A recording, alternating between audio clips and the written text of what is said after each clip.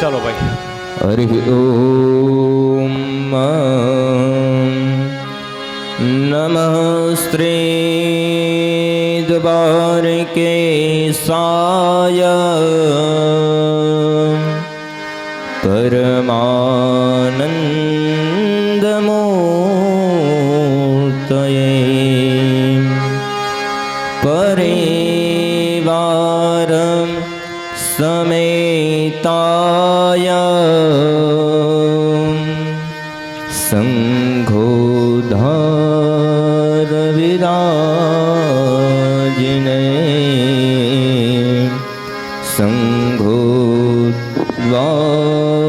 વિરાજિને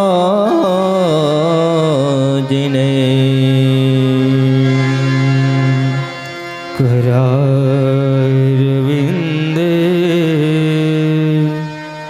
નપદારવિંદમ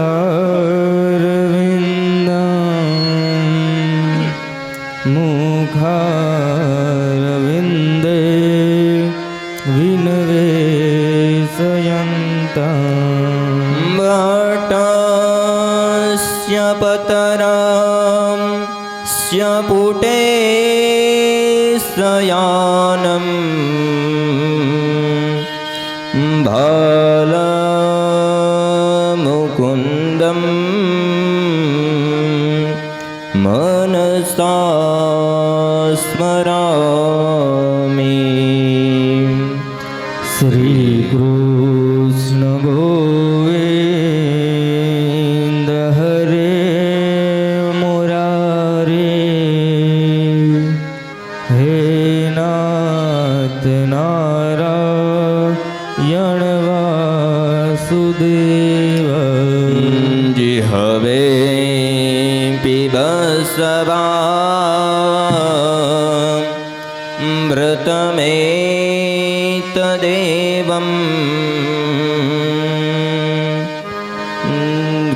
ગોવિંદ દામો ધર્માધવેતિ. વિક્રેતુ કામા ખિલ ગોપકન્યા મુરારિપાદાર્પિતચિત્તવૃત્તિ. દધયાદિકં મો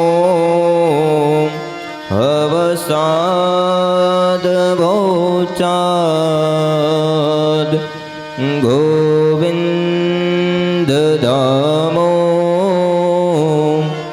ધર્માધવેતિ.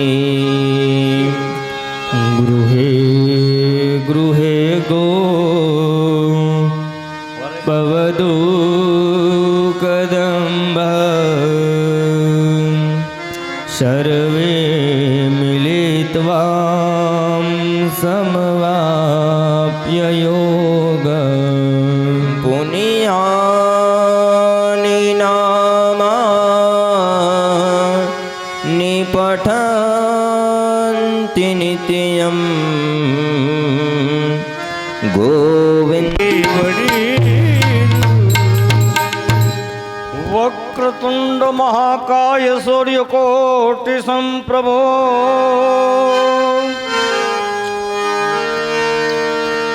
નિર્વિઘ્નેન કુરુ મે દેવો શુભ કાર્યતે સર્વદા.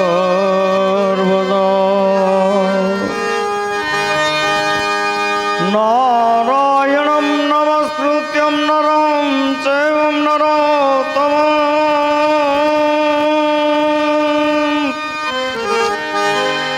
દેવીં સરસ્વતીં વ્યાસં તતો જયમુદીરયેત.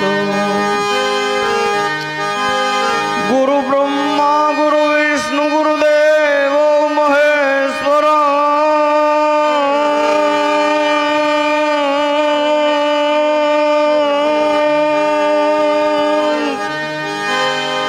ગુરુ સાક્ષાત પરબ્રહ્મ તસ્मै શ્રી ગુરુવે નમઃ.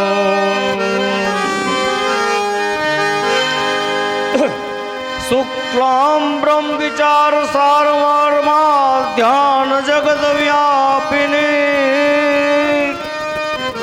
વીણા પુસ્તક ધારિણી અભયદામ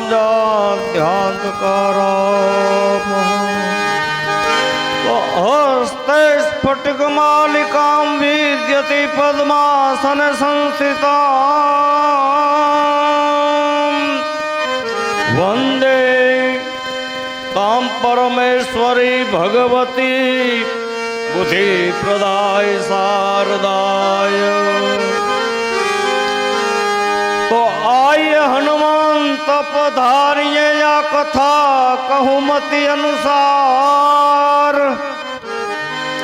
પ્રેમ સહિત યાગાદી ધરું વિરાજે પવન કુમાર શ્યાવર રામચંદ્ર ભગવાન કી જય બોલો હનુમાનજી મહારાજની જય ચામુંડ માત કી જય ગંગા मैया की जय अम्बे मात की जय अपने अपने गुरुदेव ने जय नमः पार्वती पति हर हर महादेव हर।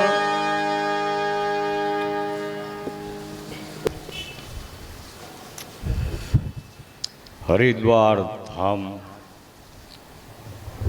परम મોક્ષની નગરી સાક્ષાત સુખદેવજી ગુરુના પરમ ગુરુ યોગીએ આ ગંગાના કિનારા ઉપર ભગવાનની કથા પહેલી જ વખત સંભળાવી, પછી પહેલી ને છેલ્લી બધું એકમાં સમાપ્તિ એ જ જગ્યા ઉપર આજ ભગવાનની કથા આપણે ચોથા દિવસમાં પ્રવેશ કરે છે.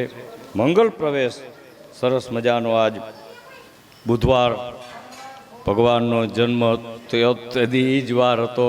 નક્ષત્ર નહીં શું હોય તો આજ બહુ નથી ખબર મને કાંઈ, પણ વાર તો સરસ મજાનો આજે આવ્યો છે અને આજે જ બાપુ પધારવાના છે. તો એની ખુશાલી અને ખૂબ ખૂબ હૃદયના આનંદના ભાવથી કિશોરભાઈના વ્યાસ ગાદી ઉપરથી સર્વને જય શ્રી કૃષ્ણ મહાદેવ હર. બહુ સમય ન લેતા એક મને થોડુંક નાનું એક ગોળી આપી દઉં, પછી બીજા નંબરમાં તો બાપુને છે જ બંધાયેલા.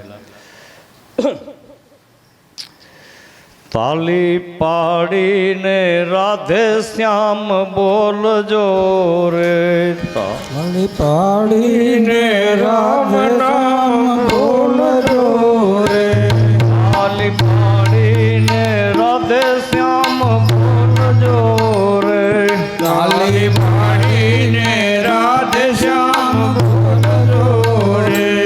તમે અંતરના પડદા ખોલજો રે, તાલી પાડીને રાધે શ્યામ બોલજો રે, તમે અંતરના પડદા ખોલજો રે, તાલી પાડીને રાધે શ્યામ બોલજો રે.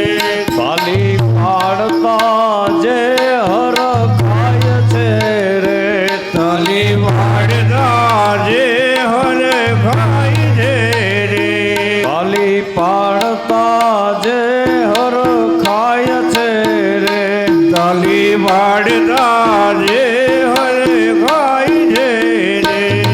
એનો વાસ વૈકુંઠમાં થાય છે રે, તાલી પાડીને રાધે શ્યામ બોલજો રે, એનો વૈકુંઠમાં વાસ થાય છે રે, તાલી પાડી રાધે શ્યામ બોલજો રે.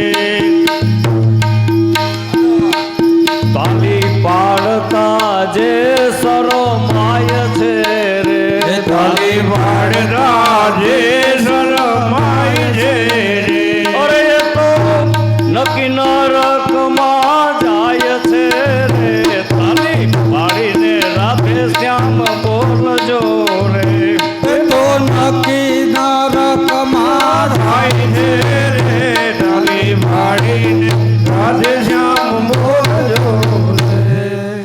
શ્રી ભાગવત ભગવાન કી જય. ભગવાન 8મા સ્કંદમાં સરસ મજાના સ્વયંભૂ મનુના વર્ણન સુખદેવજીએ સંભળાવ્યા. પવિત્ર કર્મ અને દિવ્ય ચરિત્રો કરવા કૃપા કરી. બાકી કાલ આપણે વાત થઈ કે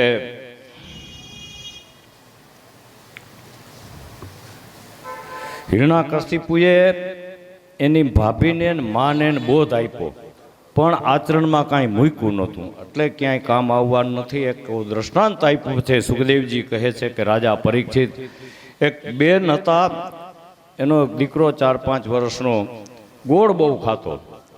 સવારમાં ગોળ, બપોરે ગોળ, સાંજે ગોળ. અમારા કૌશલભાઈની જેમ જેટલો દે એટલો ગોળ ખાઈ જાય. હવે બેન મૂંઝાણા, બિચારા એનો બાપ નહોતો, તે મૂલ મજૂરી કરી ભણાવે ને ગણાવે ને છોકરાને, પણ ગોળ મૂકે નહીં ટ્રાય. પછી કોઈએ કીધું હશે કે અહીંયા કોઈ મહાત્મા બિરાજમાન છે, તો કે એને તું ઓળખું તો અહીંયા લઈ જાઓ, કાંઈક રસ્તો બતાવશે. એટલે બેન દીકરાને લઈ અને અહીંયા ગયા. મહાત્માની પર્ણકુટીમાં પ્રણામ કરીને કીધું કે બાપુ, આ છોકરો ગોળ બહુ ખાય છે, કે એને કાંઈક મુકાય એવો ઈલાજ બતાવો ને. કે હા. તો કે આજ કયો બુધવાર છે ને? તો કે હા, આવતે બુધવારે આવજો દીકરી. કે ભલે. એટલે બેન તો આવતા રહ્યા. અમે બુધવાર આવ્યો એટલે તરત જ પાછા ગયા. નજીક હશે 40-50 રૂપિયા રિક્ષામાં ગયા ને આવ્યા. 100 રૂપિયા પાછા વળી ગયા બીજે ને. એટલે બાપુ કે આવી ગયા? તો કે અહીંયા આવો બેટા. કે માથે હાથ મૂક્યો કે હવેથી ગોળ ન ખાતો દીકરા, નહીં ખા ને? કે નહીં ખાઉં. કે જાઓ હવે નહીં ખાય દીકરી. કે ચિંતા કરતી નહીં. અરે કે બાપુ આટલું કેવું તું, તો એમાં અમને આજ ધક્કો ખર્યો. ગરીબ માણસ કે 100 રૂપિયા જવાના, 100 આવવાના, 200 રૂપિયામાં ઉતરી ગઈ. તેદી કહી દીધું હોત તો કે પણ દીકરી તેદી હું ગોળ ખાતો હતો. તને જેદી જવાનું કીધું તેદીથી મેં આચરણમાં મૂક્યું, મેં બંધ કર્યો તો હું આ બોધ આપી શકું. એમ આચરણમાં મૂક્યા વગર. ત્યારે સ્વયંભૂ મનુના વંશની કથા અને સત્યવ્રત રાજાના દ્રષ્ટાંત આપ્યા. અને પછી જગત સર્વ પ્રાણી માત્રમાં બિરાજમાન છે પરિબ્રહ્મ પરમાત્મા. આવી ભાવનાથી જગતમાં 6 મન્વંતર થયા અને 6 મન્વંતરના લક્ષણ બતાવ્યા. રાજા પરીક્ષિતને સરસ મજાના 4 યુગની ચોકડી, સતયુગ, ત્રેતા, દ્વાપર અને કલયુગ આવું બતાવ્યું. અને પછી પ્રત્યેક મનુના વંશમાં બધી વસ્તુ હોય છે. 14 મનુ થઈ ગયા. એના શાસન તો કરોડો વર્ષો સુધી ગણાય છે.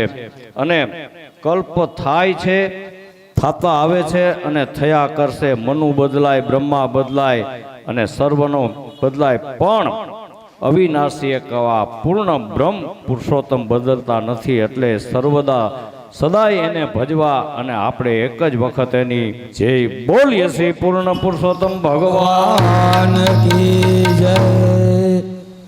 હવે ત્રિકૂટ પર્વતના વર્ણન સુખદેવજી રાજા પરીક્ષિતને સંભળાવે છે કે રાજા, એક વખત ત્રિકૂટ નામનો મોટો પર્વત હતો અને તેની મંગલકારી અને ઉત્તમ એવી સર્વનું મંગળ થઈ જાય. કાને આ કથાના શબ્દ પડતા કોઈ દિવસ તેનું અમંગળ થાય નહીં. અતિ પવિત્ર કથા હું તમને સંભળાવું છું, તમે પ્રેમથી સાંભળો. ત્રિકૂટ નામે એક પર્વત હતો. એને બહુ મોટો પર્વત હતો. સોનાનું, રૂપાનું અને લોઢાનું આવા 3 એને શિખર હતા. અને સુંદર સરોવર હતા. એ સરોવરમાં એક હાથી રહેતો હતો એના પરિવાર સાથે. એક વખત આ પર્વતમાં સ્નાન કરવા આવ્યા. એના પરિવારને લઈને સ્નાન કરતા કરતા હાથીને એવી કબૂતી સૂજી, એટલે ત્યાં એની હાથણી ભેગી હતી. એમાં ખરાબ કર્મ આદર્યું. ત્યારે એમાં પાણીમાં રહેવાવાળું જૂળ નામનું જનાવરે હાથીનો પગ પકડો, ખેંચવા લાગ્યો. એટલે હાથી આમ છોડાવવા માટે ટ્રાય કરે છે, પણ જૂળની પકડ બહુ જોરદાર હતી. હાથી છૂટી શકતો નથી. બહુ મહેનત કરી. 10,000 હાથીનું એક હાથીમાં બળ હતું, પણ ન છૂટી શક્યો. બહુ મહેનત કરી, થાકી ગયો, શક્તિ છીણ થઈ, પ્રાણ સંકટમાં આવ્યા. એટલે પરિવારજનોને કીધું કે હવે મને આમાંથી છોડાવો. એટલે પરિવારો બધાએ કામે લાગ્યા. એ મહેનત કરે છે પણ જૂળની પકડ બહુ જોરદાર. પરિવારજનોએ થાકી ગયા, હાલ નીકળ્યા. એટલે હાથીને એમ થયું કે હવે અંતે એને શ્રી નારાયણ યાદ આવ્યા અને આર્તનાદથી નારાયણનો પોકાર કર્યો. કીધું કે હે ગોવિંદ હે ગોપાલ અબ તો જીવન હારે હે ગોવિંદ હે ગોપાલ અબ તો જીવન હારે રે. આવી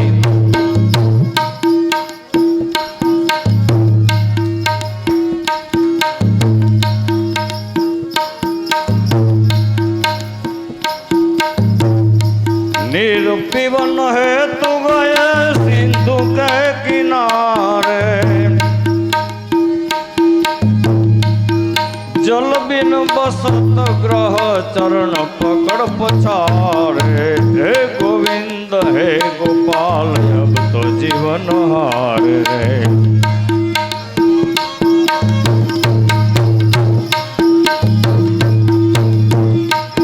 द्वारिका में शब्द गयो सोर भयो भारे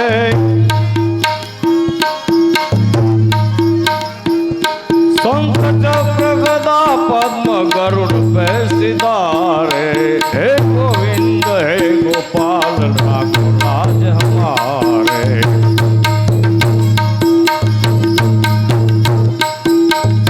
सुर कहे श्याम सुनो अर्ज है हमारे अब की बेल पार करो नंद के दुलारे हे गोविंद हे गोपाल अब तो जीवन. આર્તનાદથી ભગવાનને પોકાર કર્યો ત્યારે ભગવાન એક પણ ક્ષણનો વિલંબ કર્યા વિના આવ્યા, હાથીને બચાવ્યો.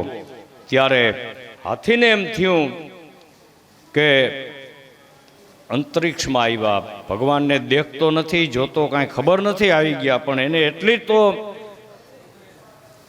થઈ ગયું કે મારા ભગવાને જ બચાવ્યા, કારણ કે આટલી મારી શક્તિ હતી, ન છૂટી શક્યો. મારા પરિવારજનોએ મહેનત કરી, ન છોડાવી શક્યા અને ક્ષણમાં છૂટી ગયો તો મારા ભગવાન સિવાય જ કોઈ ન હોય કે.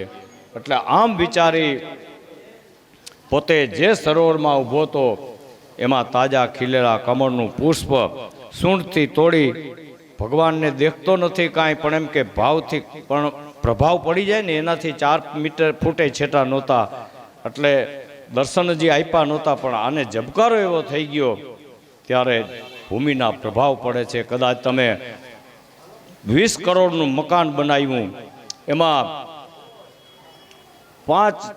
2 કરોડનું રસોડું બનાવ્યું અને બાથરૂમમાં તો કે 10 કરોડ વાપરા, પણ થાળી લઈને જમવા ક્યાં બેસો? રસોડામાં કે બાથરૂમમાં? રસોડામાં જ બેસાય ને, બાથરૂમ. એમ જમીનનો પ્રભાવ પડે એટલે ભગવાન આવી ગયા એવો પ્રભાવ પડ્યો. કમળનું પુષ્પ પધરાવ્યું ને કમળના પુષ્પથી તો ભગવાન પ્રસન્ન થઈ ગયા, પ્રગટ થયા અને હાથી માટે જે અવતાર ધારણ કર્યો તેના દર્શન દેવા સાક્ષાત પ્રગટ થયા. અને શ્રી હરિએ અવતાર, રાજાએ પૂછ્યું કે હે ગુરુદેવ, હરિ અવતાર શા માટે ધારણ કર્યો હતો? ત્યારે સુખદેવજીએ કીધું કે રાજા, હરિ અવતાર ધરી ભગવાન આ પૃથ્વી ઉપર 2 વખત પધાર્યા હતા. જ્યારે મધુવનમાં ધ્રુવજી મહારાજને દર્શન દેવા હરિ અવતાર ધારણ કર્યો હતો. આજ હાથીના ઉદ્ધાર માટે પ્રભુ બીજી વખત અવતાર ધારણ, હરિ અવતાર ધારણ કરીને પધાર્યા. આજે હરિ અવતારના દર્શન દેવા ભગવાન શંખ ચક્ર ગદા પદ્મ ધારણ કરેલા ચતુર્ભુજ સ્વરૂપે પ્રગટ થયા. આવા દિવ્ય અને અદ્ભુત સ્વરૂપના દર્શન કરી હાથી ધન્ય બની ગયો. હાથીને વાચા ફૂટી ગઈ. હાથી ભગવાનની સ્તુતિ કરી જય જયકાર કરે છે. બોલીએ છે હરિનારાયણ ભગવાન. હાથીની સ્તુતિથી તો ભગવાન પ્રસન્ન થઈ ગયા, જયકારથી રાજી થઈ ગયા. હાથીને માગવાનું કીધું ત્યારે હાથીએ કીધું કે પ્રભુ, માગવાનું કાંઈ છે નહીં, પણ આર્તનાદ કરી પોકાર્યા તમને મેં તો કે હા, આવ્યા બચાવવા મને તો કે હા, તો કે ઉધાર તો કે પહેલાં તમે આનો કર્યો બાપુ, આ મને મારી નાખવા પગ પકડીને પાણીમાં ખેંચી જતો હતો એનો. ત્યારે ભગવાન શ્રી હરિએ કીધું કે ભાઈ, મારા ભક્તનો પગ પકડી લઈએ, પગને પગ અડાડીને અહીં બેસી જાય, એને વારે વારે પગે લાગે, અદા પગે લાગું, અદા પગે લાગું, અને એનો ઉદ્ધાર ન થાય તો મારા ભક્તની હાસી થાય, મારા ભક્તની હાસી થાય, મને પ્રસન્ન નથી. ભગવાનના શબ્દ સાંભળી હાથી ગદગદ થઈ ગયો. હાથી એટલું જ બોલ્યો, ઓ કરુણા ના કરનારા રે, તારી કરુણાનો કોઈ પાર નથી. તારી કરુણાનો કોઈ પાર નથી, તારી કરુણાનો કોઈ પાર નથી.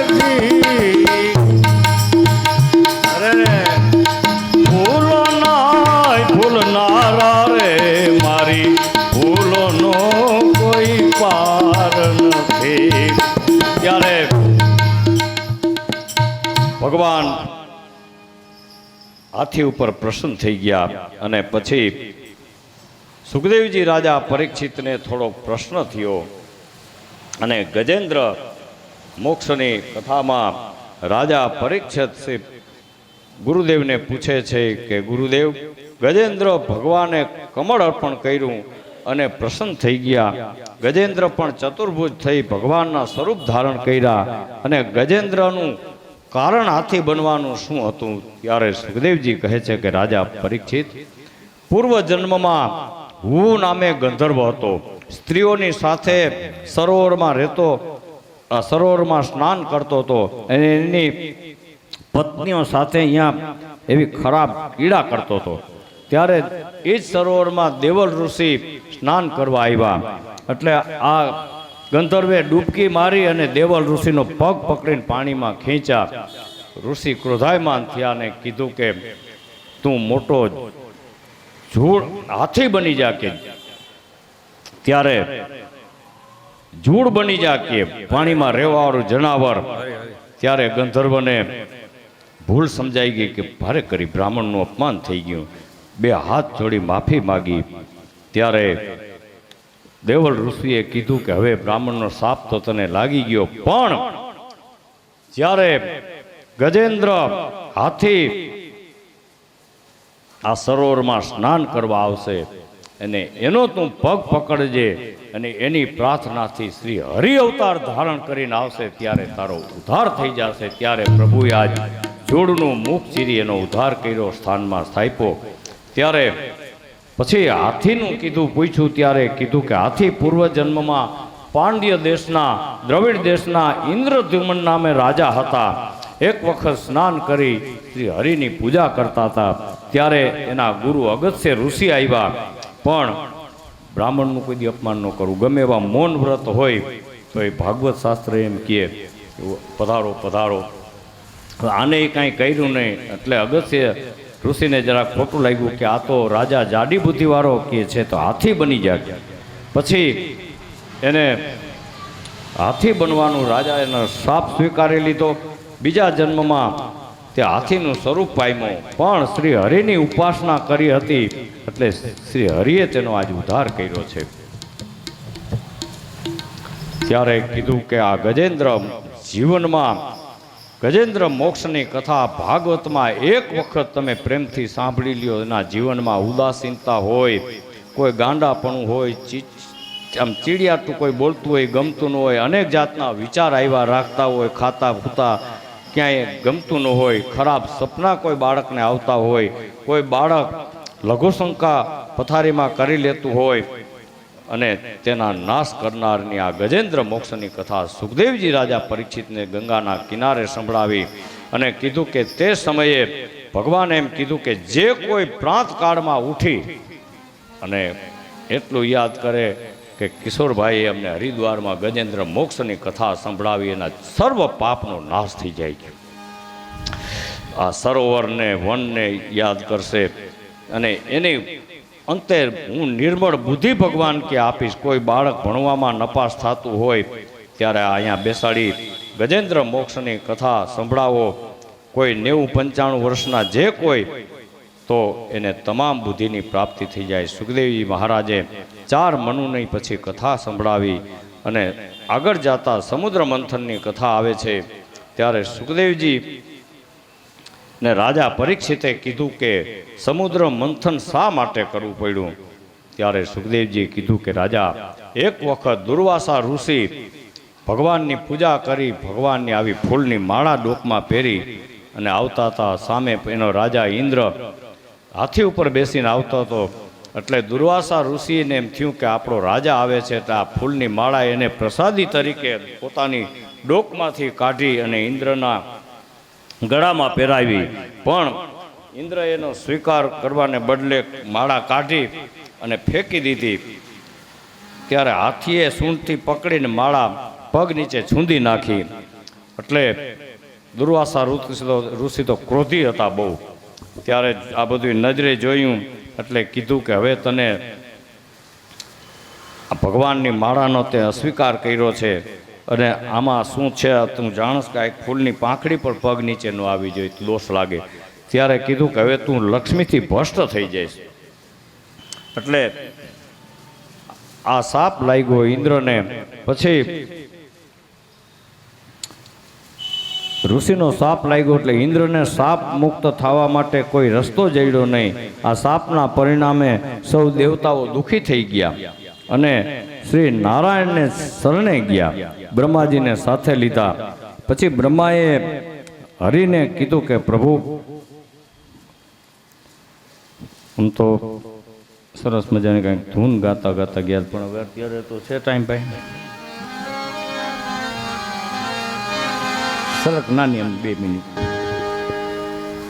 નાથ કેશે ગજ કો બંધ છુડાયો, નાથ કેશે ગજ કો બંધ છુડાયો, એહી અચલ મોહ માયો, નાથ કેશે ગજ કો બંધ છુડાયો, ગજગ્રાહ લડત લડત જલ ભીતર લડતો લડત ગજ હારો, એ લડતો લડત ગજ હારો, જવ ચાલ સુંડો રહી જલ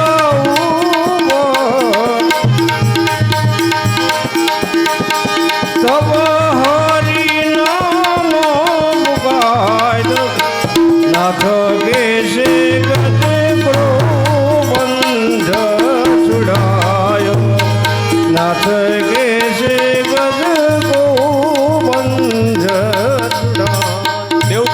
દેવતાઓએ આટલી સ્તુતિ કરી, શ્રી હરિ પ્રસન્ન થઈ ગયા. ત્યારે બ્રહ્માજીએ કીધું કે પ્રભુ, હવે આપ કાર્ય સિદ્ધિ કરો અને આ કાર્ય આપ પૂર્ણ કરો. ત્યારે હરિએ કીધું કે હવે દેવતાઓ, હું કહું તેમ કરો તો તમારું કલ્યાણ થશે. તમે દૈત્યો સાથે સમાધાન કરી લ્યો, પછી કાર્યની સિદ્ધિ થાય. કાર્ય કોઈ પણ કરવું હોય તો એમાં નાના મોટાનું એવા હોય એવું નહીં રાખવાનું. એક વખત કોઈ પણ માણસ, નાનો માણસ હોય, બધાએ સરખા ગણી લેવા અને એની સાથે આપણી કાર્યની સિદ્ધિ કરવી હોય. બાકી તો બાપુએ ગ્રેન્ડ માર્કેટથી ખાંડની ગુણી ખરીદી, કેટલા કે 4800 રૂપિયા કાલ્યો, પણ બાપુ ગુણી નથી ઉપાડી શકવાના. એ ગુણી તો 25-50 રૂપિયા દઈને મજૂરે જ કરવો પડે છે, એ ત્રીજે માળે ચડાવી દઈએ. એમ નાના મોટા બધાયની જરૂર પડે. એટલે આવી રીતની બધાય સાથે ભગવાનના શબ્દ કે સમાધાન કરી અને કાર્યની સિદ્ધિ કરવી હોય તો થાય. એટલે દૈત્યો બધાય સમાધાન કરી અને દૈત્યના રાજા બલિ હતા એની પાસે ગયા અને પછી દૈત્યને કીધું કે આપણે સમુદ્ર મંથન કરવું છે. બલિરાજાને કહે અમૃતનો ભાગ તમને આપશું. ત્યારે બલિરાજા કબૂલ થયા અને પછી સર્વ બીજા દૈત્યોને બલિરાજાએ બોલાવ્યા કે સમુદ્ર મંથન કરી અમૃત આપણને મળશે, તો કે બધાય કે હા હા બધાય મદદ કરશું, તો કે હા. હવે મૈત્રી કરાર થઈ ગયા, કાર્યનો આરંભ થયો.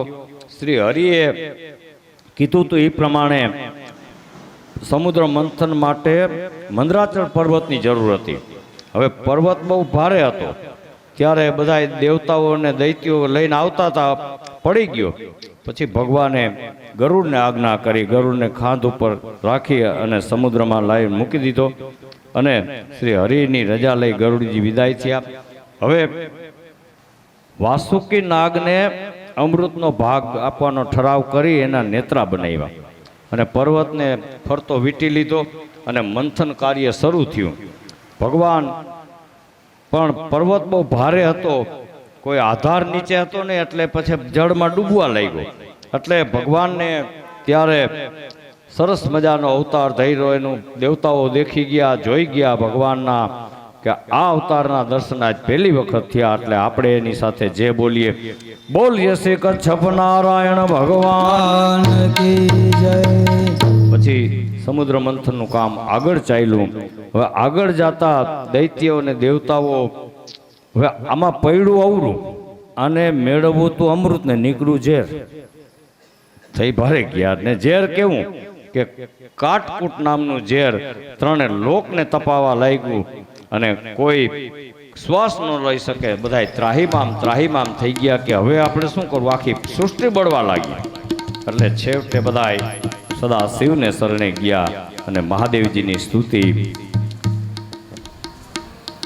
कैलाश के निवासी नमो बार बार हूँ, नमो बार बार हूँ. બાપુ તમારે હું તો ખાલી ચારા પાડું છું, આવડતું નથી કાંઈ.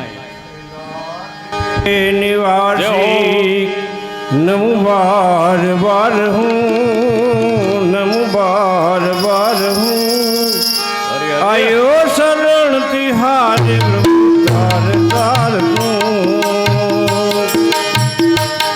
कैलाश के निवासी नमो बार बार हूँ, नमो बार बार हूँ. आयो शरण तिहारे प्रभु तार तार हूँ.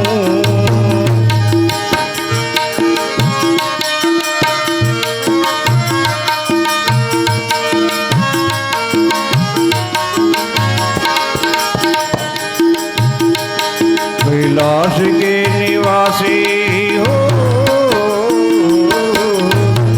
कैलाश के निवासी नमो बार बार हूँ. आयो शरण तिहारे प्रभु तार तार हूँ. आयो शरण तिहारे प्रभु तार तार हूँ. ત્યારે મહાદેવજી આ સ્તુતિથી પ્રસન્ન થઈ ગયા. દેવતાઓને પૂછ્યું ત્યારે કીધું કે દેવાથી દેવ ભગવાન આ ઝેર હળાહળ, હવે એનું કાંઈક આપ નિવારણ કરો. ત્યારે ભોળાનાથ મહાદેવે દેવી પાર્વતીને બોલાવ્યા અને કીધું કે દેવી, આ પ્રજા ઉપર સંકટ આવ્યું છે, હવે એને નિર્ભય કરવા માટે હું ઝેર ખાઈ જઈશ, શું તમે સંમતિ આપો છો? આપણે ઘણાય વાત કરતા હોય કોઈ તો બેન કાંઈ બોલે વચ્ચે તો તમને બૈરાઓને કાંઈ ન ખબર પડે, કોઈ દી ન કરો, બોલવું જ નહીં કોઈ દી.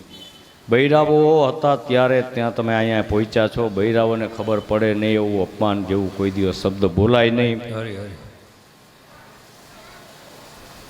દેવાથી દેવ મહાદેવ જેવા પણ પાર્વતીને બોલાવ્યા કે આ નહીતર એ હાલ નીકળ્યા કે હાલો હું પીઆવું, પણ દેવીને બોલાવ્યા.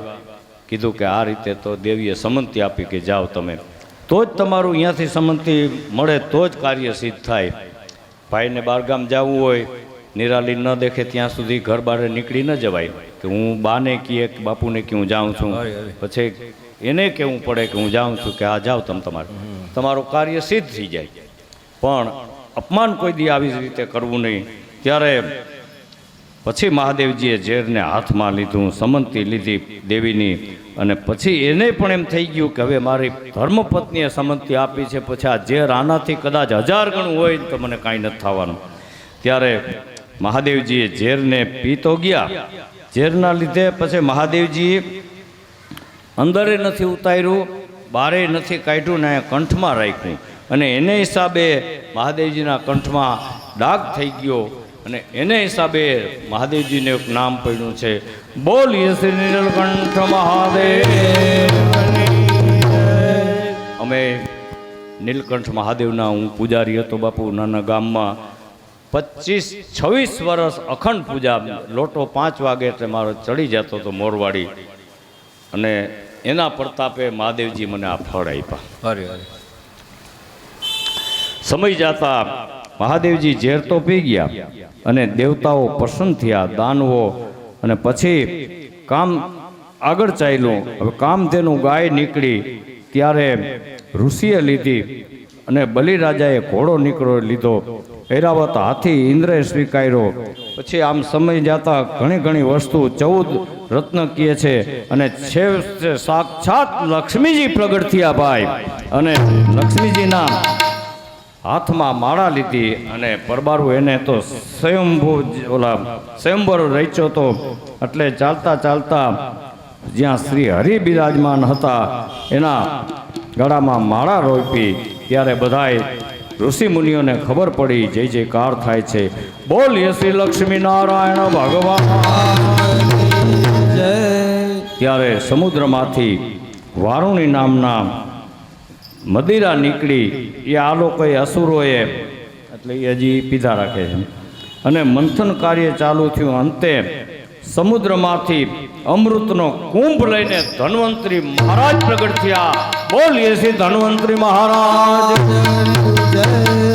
હવે બહેનું એવું, ધન્વંતરી મહારાજ પ્રગટ તો થયા, ત્યાં ઓલા બધા રાક્ષસો ઊભા હતા, એ મહારાજના હાથમાંથી અમૃતનો કુંભ જટી લીધો, અને દાનવો બધાય જટીને ભાગ્યા. પણ એ બે એકે પકડો તો બીજા વળી અમારા ટીડા મહારાજ જેવા સામે છેડો પકડો કાંઠો, અને એમાં જપાજપી બોલી. ત્યારે આ દૈત્યો આમ મીડા કરવા, દેવતાઓના હાથમાં તો કુંભ આવ્યો નહીં, એટલે મૂંઝાણા કે આ તો આ મહેનત આપણી. અને ભગવાને કીધું કે અમૃત તમને મળશે, તો આ કુંભ તો આપણે આવ પડી ગયા, હમણાં પી જાય. ત્યાં હરિ પ્રગટ થયા અને કીધું કે ડરોમાં, બધો નિકાલ હમણાં થઈ જશે. થોડીક વાર થયું, ત્યાં આ દેવતાઓ બાજતા હતા. મોનિકોર કુંભ લઈને તો જટી ગયા, વયા ગયા હતા. પણ ઓલો વળી આમ ખેંચે કે ભાઈ અમે મહેનત કરી. ઓલા કે અમે કેમ બેઠા હતા, અમે મહેનત કરતા હતા, અમે પીવા. ઓલો કે હું પીવું, ઓલો કે હું પીવું. એમાં જપાજપી બાજાબાજી લાગી ગઈ.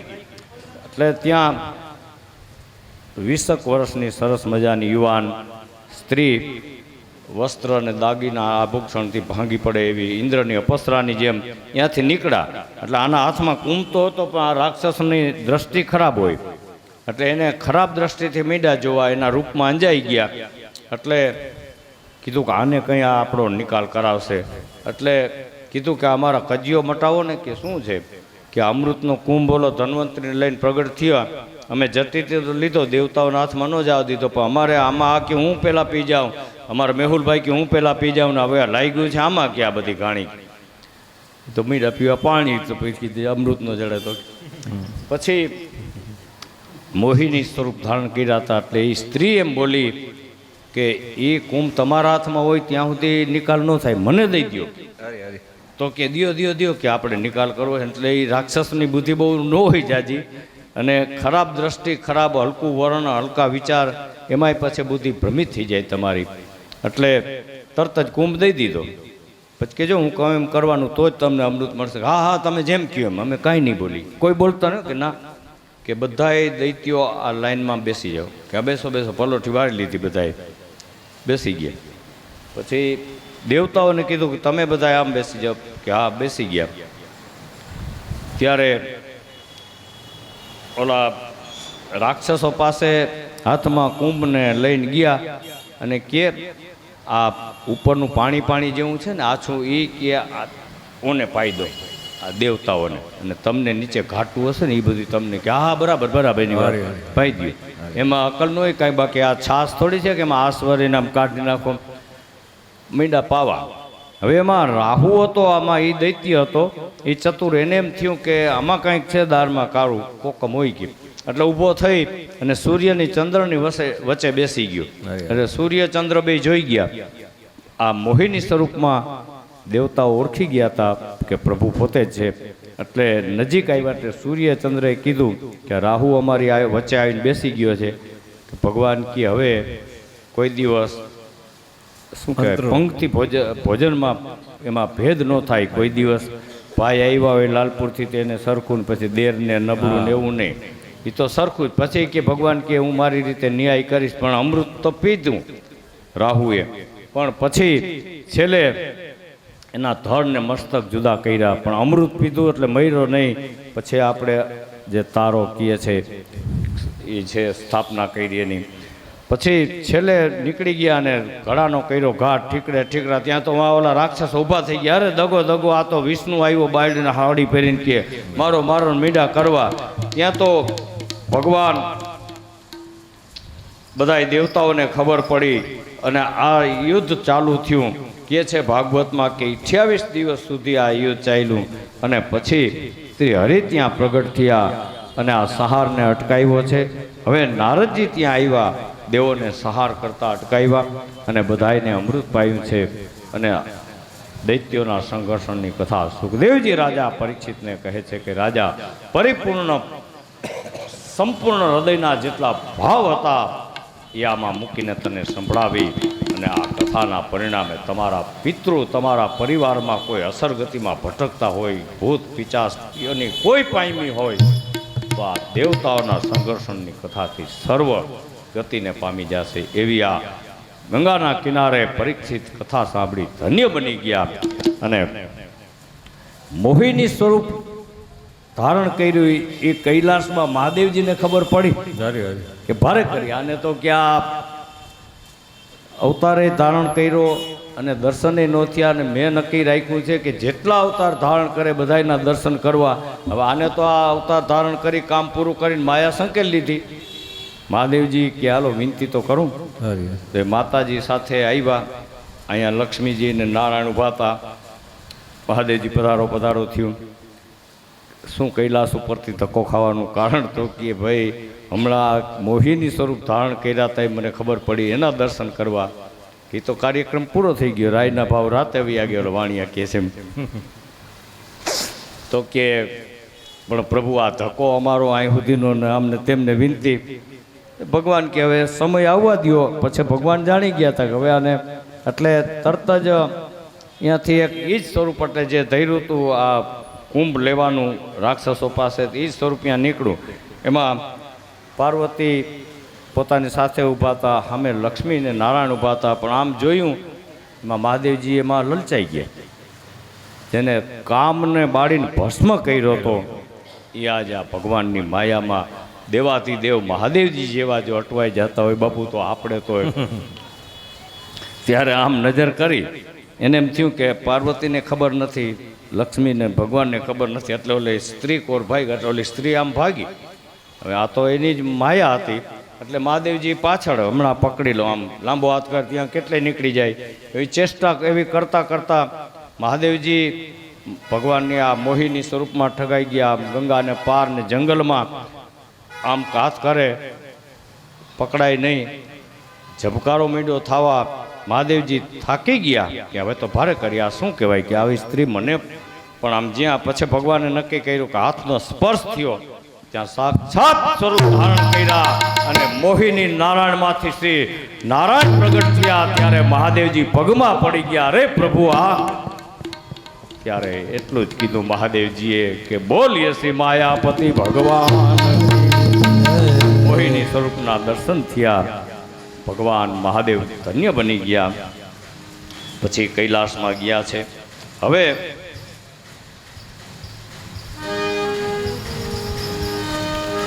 બલિ રાજા અસુરોને અમૃત મળ્યું નહીં એટલે સંગ્રામ થયો. એમાં અસુરો હારી ગયા. પછી શુક્રાચાર્યે એને વાત કરી. પછી બલિરાજાએ સ્વર્ગનું રાજ જીતી લીધું, અશ્વમેઘ યજ્ઞ કર્યો અને દેવો બધાય ભાગી ગયા અને સ્વર્ગ પડાવી લીધું. ત્યારે કશ્યપ ઋષિના પત્ની, આપણે કાલ વાત કરી, કોઈને યાદ હોય, 2 પત્ની દિતિ અને અદિતિ. દિતિના બધા રાક્ષસો થયા અને અદિતિના બધા દેવતાઓ થયા. હવે રાજ્ય બધું પડાવી લીધું, સ્વર્ગમાંથી દેવો તો હારી ગયા. એટલે દિતિએ જઈ એના પતિને કીધું, કશ્યપને, કે મારા દીકરા બહુ દુઃખી છે, તમે એનું કાંઈ કરો. ત્યારે કશ્યપ ઋષિએ કીધું કે દેવી, તમે પયોવ્રત કરો. ભાદરવા સુદ એકમથી 12 દિવસનું, 12 સુધીનું આ પયોવ્રત. પય એટલે દૂધ. દૂધ પીને ખાલી અને રાતના 12 વાગ્યા સુધી જાગરણ. એ તમારા તપથી ભગવાન પરિબ્રહ્મ પરમાત્મા પ્રસન્ન થઈ જશે અને પછી તમારો બેડો પાર થઈ જશે. એટલે આ પયોવ્રત કર્યું. હવે ભગવાન ભાઈ દિવ્યેશને તૈયાર કરે છે.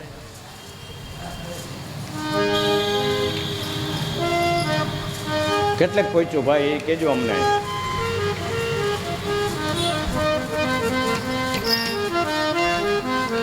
ત્યારે અદિતિ ભગવાનના પોતાના પતિના કહેવાથી આ 12 વર્ષનું તપ કર્યું, 12 દિવસનું તપ કર્યું.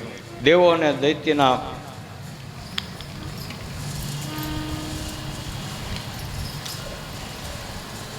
કેટલેક પૈસા કહ્યું તૈયાર થઈ ગયા છે, એટલું કોઈક પૂછી આવો ને મહારાજ, પૂછો કેટલે કમ્પ્લીટ. આ એમ કોઈક જવાબ તો દો યાર. ત્યારે હું કહું ત્યારે લઈ આવજો હવે. એટલે અદિતિ ભગવાનની ઉપાસના વિધિ પૂછી, પછી ભગવાને બધી વિધિ બતાવી. પયોવ્રતનું એના પતિએ વિધિ બતાવી. મુનિએ જે કીધું એ પ્રમાણે આ વ્રત કરી, તેથી ભગવાન તેની ઉપર પ્રસન્ન થઈ ગયા અને સર્વ મનોરથ પૂર્ણ કરશે, તમારા પૂર્ણ થશે. આમ કરી અને પછી અદિતિએ ભગવાનનું પયોવ્રત કર્યું. ત્યારે સાક્ષાત ભગવાન એના પાસે પ્રગટ થયા અને ત્યારે અદિતિ વિનંતી કરવા લાગ્યા અને કીધું કે હવે દેવી માતા તમારું કલ્યાણ થઈ જશે, અને કીધું કે મારા પુત્રને વિજય બનાવો. ત્યારે ભગવાને કીધું કે દેવ માતા, તમારી ઈચ્છા હું જાણું છું, અને હવે સમય જતાં તમે વ્રત કરી અને મને જીતી લીધો છે, તો હું મારા અંશાવતારથી તમારે ત્યાં દીકરો બનીને આવીશ અને તમારા દીકરાને જીત કરાવી અને પાછું એનું રાજ્ય આપીશ. આમ કહી ભગવાન અદૃશ્ય થતા થતા એટલું કહી ગયા કે માતા, આ સત્કાર્યની વાત આપણા 2 વચ્ચે રહેવી જોઈએ, ત્રીજાને સંભળાવવી નહીં. કારણ કે દેવ કાર્ય હોય, ધર્મ કાર્ય હોય, દાન કરો, કાંઈ કરો, માળા કરો, જાપ કરો, કેવું નહીં કોઈને.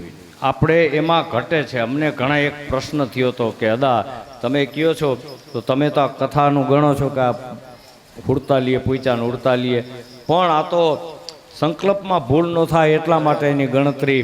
બાકી કોઈ દિવસ દેવ કાર્ય તમે કરો, પછી માતા કે ભલે હું કોઈને નહીં કહું.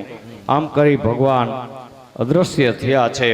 અને હવે પછી ભગવાન સમય જતા અદિતિને આપેલું વરદાન શું આપ્યું કે હું તમારી એ દીકરો થઈને આવીશ અને તમે મને પ્રસન્ન કર્યો છે અને હું તમારી ઉપર પ્રસન્ન થયો છું, પણ આ કાર્ય તમે અરે ગુપ્ત રાખવાનું છે.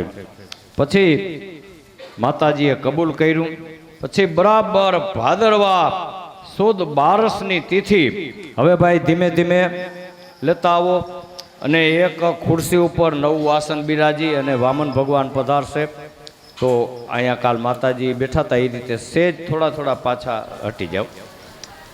ભાઈ એક ખુરશી અહીં લઈ આવો ને કંઈક નવું વસ્ત્ર ઉપર પાથરી લીધું હોય તો ભગવાન બેસશે, વસ્ત્ર પવિત્ર થઈ જશે. પાછું તમારે લઈ જવાની છૂટ. જો કોઈ શાલ ચાદર એવું નવું લેવા હોય તો લેતા આવો 2 મિનિટ માટે. છે કોઈ પાસે? અહીંયા ભાઈ તું આ ખુરશીને બીજા લઈ લે. આ ખુરશી અહીંયા પાથરો. એક વસ્ત્ર નવું કાંઈ છે, કોઈ લીવા છે આપણા ઘરમાં કોમર માથે પથરાયું નવું નવું હોય તો હા, ભગવાનને બિરાજમાન કરવા છે. એટલે બરાબર ભાદરવા સુદ આપણે જે તો બોલાવી બાપુ સાક્ષાત નદીને કિનારે બિરાજમાન છે. આ બોલીએ શ્રી મહાકાળી પાવાગઢથી માં પધાર્યા અને અમારા સંતો આત્મા મહાત્મા એમ કહે કે ભાગવતની કથામાં કદાચ 50,000 લાખ માણસો બાપુ બેઠા હોય અને મહાકાળીનું સ્થાપન થઈ જાય એટલે એક સરી પડે એવો અવાજ તમને આવે આના પ્રતાપે. અને અમારે તો અહીંયા સાક્ષાત પૂજા થાય છે ને, આપણી મહાકાળી માતા બિરાજમાન છે નદીના કાંઠા ઉપર મંદિર સરસ. તો હવે ભાદરવા સુદ બારસના મધ્યાહ્નનો સમય અને દેવ માપા અદિતિની ઈચ્છા પૂરી કરવા અને ભગવાન સાક્ષાત પધારે છે અને ભગવાન પ્રાદુર્ભાવ થાય છે. અને કશ્યપ ઋષિ ચતુર્ભુજ સ્વરૂપે દર્શન આપ્યા ત્યારે કીધું કે હવે અમને આવા સ્વરૂપના દર્શન નહીં પણ બટુક સ્વરૂપ ધારણ કરો. ત્યારે બટુક સ્વરૂપ ગ્રહણ કર્યા અને ત્યારે આવીને બિરાજમાન થયા. પુત્રના સંસ્કાર કરાવ્યા, માતાએ ખોળામાં લીધા, ઉપવિતિ ધારણ કર્યા. અને હવે આ સમય બરાબર વામનજી પોતાના બ્રહ્મ તેજથી શોભવા લાગ્યા. હવે પધરાવો જોઈએ ભાઈ, લેતા હો ભગવાનને, લેતા હો કોમળ. પિતા કસ્યા પૂય દીદી માતા, પિતા કસ્યા અદિતિ માતા, પ્રગટે વામન અવતાર.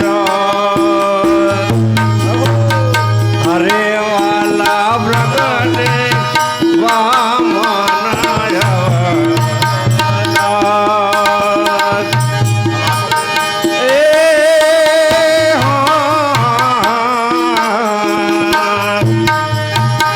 વાદો માતા શુભ સુધી બારી, એ વાદો માતા શુભ સુધી વાસી.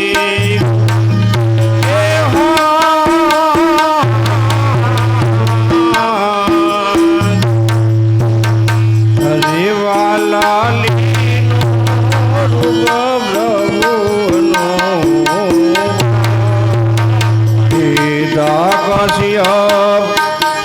અદિતિ માતા, પ્રગટે વામન અવતાર.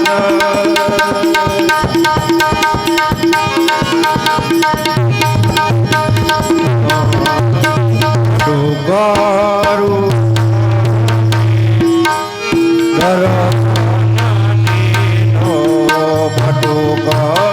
રૂપધારી દર્શન દિયો, આયો બલિ કે દ્વારે. આયો બલિ કે દ્વારે.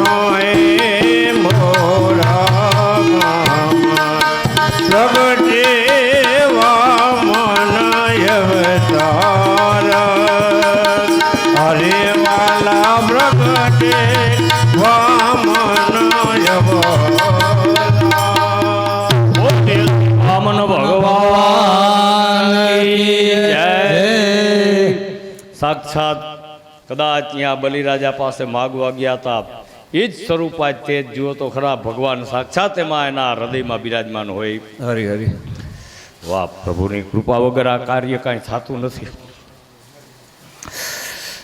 હવે આપણે કોમલને ભાઈ તમે આને લઈ લ્યો, વામન ભગવાનને ચાંદલો ચોખા કરાવી લ્યો, એક થાળી રાખો મોઢામાં આગળ રાખીને આ એટલે એ પૂજાની થાળી બાને બોલાવજો.